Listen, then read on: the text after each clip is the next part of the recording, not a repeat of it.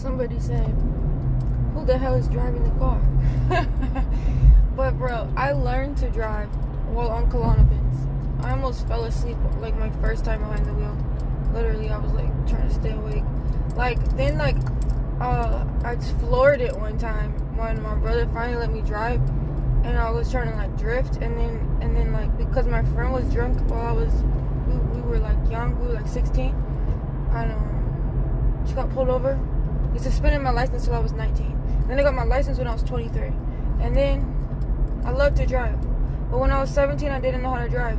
So me and my friend were on the run, and we had to run from the police, and so we had to escape this hotel room. Like they knew this dude. They would track him down. We all were on break-in probation. We were all on the run, and then he was like, I'm gonna go to jail for 15 years. I crawled across the foot, look out the door. Police are gone. I was like, come on, we escaped.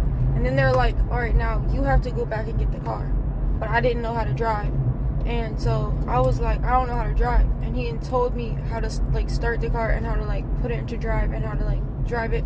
I went back in front of the police. They didn't know me, and I got the car. And then my friend started driving, and she is crazy, and she just started driving like with confidence. She didn't even know how to drive, but she would be driving like crazy.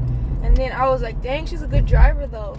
And then like we were like inhaling air duster, which is like as strong as like crack, heroin, and meth combined. They say you can die in like one hit.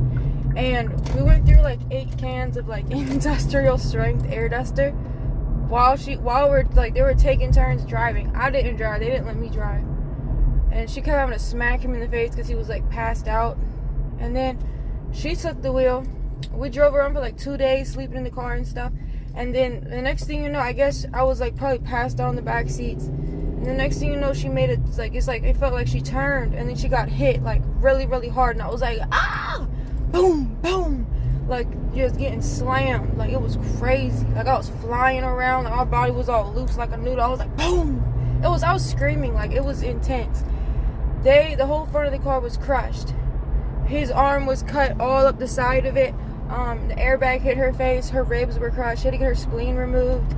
They had to go to the hospital. She had to get like handcuffed to the bed. And then like I was fine. That's the first time I knew God loves me, because not a scratch was on me. I just had one little bruise on my leg. I fell asleep when I got home, and my mom was like, you never sleep. Come on, you're going to the hospital. Something's wrong with you. I'm not lying. I was just trying to sleep. I was just trying to sleep off like the craziness from the last 2 weeks. And she was like, something's wrong with you.